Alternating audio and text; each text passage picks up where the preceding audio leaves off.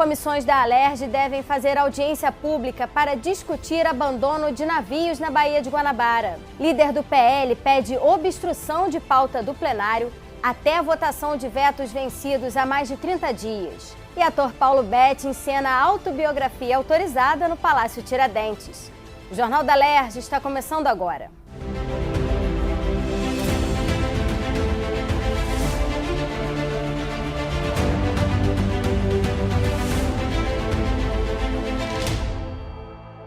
Boa noite.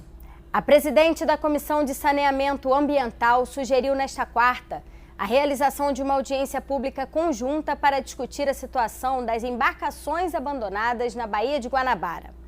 Na última segunda-feira, um navio à deriva foi levado pelo vento forte e colidiu com a estrutura da Ponte Rio-Niterói, que precisou ser fechada nos dois sentidos e vai passar por reparos. O abandono dessas embarcações há mais de 6 anos, outras têm até mais tempo, estão abandonadas, que serve de refúgio, né, não só para aqueles que querem fazer tráfico de drogas, como também de armamento. Então está um verdadeiro abandono. O canal de São Francisco hoje é o cemitério dessas embarcações. Então, pela Comissão de Saneamento Ambiental, amanhã às 2 horas da tarde vai ser feita uma reunião para discutir com os membros da comissão, para se marcar uma audiência pública, e nessa audiência pública serem convidadas outras comissões que se fizerem interessadas, como também a sociedade civil como um todo, e trazendo à tona as responsabilidades. Quer dizer, temos a questão do INEA, que é responsável, que no caso é o Estado, e a questão de docas, que é a Marinha, né? Temos que ter uma posição clara de como está sendo resolvida essa questão, porque até agora não foi resolvido nada. O que nós observamos foi que aconteceu o acidente na Baía de Guanabara, daquela embarcação ter batido na ponte Rio-Niterói e causou o transtorno que foi. Imagina se tivesse causado um dano maior, né? Um impedimento da população fluminense ao Rio de Janeiro. Então eu vejo que é um momento importante, é um tema que tem que ser tratado. A Marinha até agora não apresentou nenhuma justificativa, não deu nenhuma declaração. O INEA saiu pela tangente, dizendo que está sendo feito esse levantamento. Agora, se existem pendências jurídicas, as pendências jurídicas não podem botar em risco a população, né, que trafega ali na Baía de Guanabara, não só as embarcações da Ponte de Niterói, como qualquer outro tipo de embarcação que pode estar chegando para atracar no Porto de Janeiro, para poder embargar uma mercadoria, né, ou servir de elo com as rodovias para exportação de determinadas mercadorias. A gente pode ter um problema mais sério. Em comemoração aos 133 anos da Proclamação da República, a Escola do Legislativo promoveu uma palestra para debater comportamentos da sociedade e objetos arquitetônicos da época.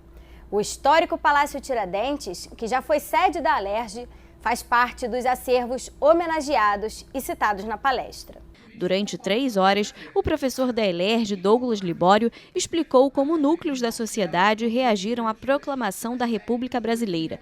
Manifestações, revoltas, apoios, as diferentes visões diante do fato histórico e como as construções arquitetônicas passaram a ser erguidas e ornamentadas, foi relatado no encontro promovido pela Escola do Legislativo. Principalmente monumentos na cidade do Rio de Janeiro, que muitas vezes passam despercebidos pela população, foram construídos numa época que a cidade não era tão verticalizada, e são obras de arte pública que falam sobre que tipos de república estavam em voga no final do século XIX e início do século XX. A segunda parte da aula vai ser um tributo ao nosso querido Palácio Tiradentes, que infelizmente está em obra e nós não podemos visitá-lo. Então nós vamos sair do final do século XIX e partir para a década de 20, do início do século XX, para falar sobre a construção do Palácio Tiradentes e como ele é um espaço que concentra todo esse imaginário republicano já na crise dessa Primeira República. Para continuar as análises do período, a Escola do Legislativo vai realizar uma segunda aula no Museu da República. Na segunda parte, nós vamos nos encontrar na sexta-feira, às 2 horas, no Museu da República, né, que no período imperial era um palácio da monarquia, um palácio vinculado ao Barão de Nova Friburgo, e ele foi comprado em 1896 pelo Poder Executivo para ser a sede da Presidência da República. E quando Juscelino Kubitschek cria Brasília no dia 15, em 1960, inaugura, ele também cria o Museu da República, que ontem fez 62 anos. Então, nós vamos lá conversar principalmente sobre o diálogo entre monarquia e república na arte, ver um pouco do que está aqui e pensar como que esse espaço pode ser utilizado para pensar diversas temporalidades. O tempo da monarquia, o tempo da República e o tempo do museu. Nesta quarta-feira, o deputado Dr. Serginho, líder do PL, apresentou à mesa diretora um pedido de obstrução da pauta enquanto não forem votados os vetos vencidos há mais de 30 dias que estão na Alerj. A intenção do parlamentar é evitar a votação do projeto de decreto legislativo que está na pauta desta quinta-feira e que anula um decreto do governador de 1º de julho de 2022. O decreto reduz para 18% o ICMS sobre transportes, energia, combustíveis e comunicações. A norma segue a Lei Complementar Federal 194, sancionada em junho deste ano pelo presidente Jair Bolsonaro, que limita a cobrança de ICMS pelos estados. A derrubada do decreto do governador poderia implicar em medidas drásticas que atingiria a população, principalmente a população carente com a alta dos combustíveis. Atingiria toda a cadeia produtiva do estado do Rio de Janeiro, gerando uma insegurança jurídica muito grande para a população. O estado do Rio de Janeiro fez um esforço tremendo para que fizesse a redução do imposto sobre circulação de mercadorias e serviços do combustível, para que a gente conseguisse reduzir o valor da gasolina. A gente não pode vivenciar, sem discussão nessa casa, a possibilidade do decreto do governador ser derrubado pelo Poder Legislativo. O projeto de decreto legislativo foi apresentado pelo presidente da Casa, deputado André Siciliano, e pelo deputado Luiz Paulo, líder do PSD.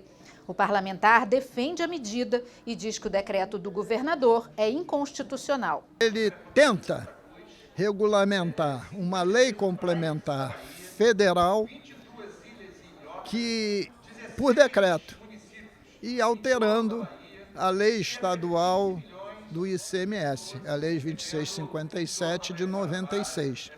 Quando você quer definir alíquotas de ICMS, e esta de 18%, você tem que incluir nos produtos, na lei 2657 de 96, essa alíquota modificando a alíquota anterior.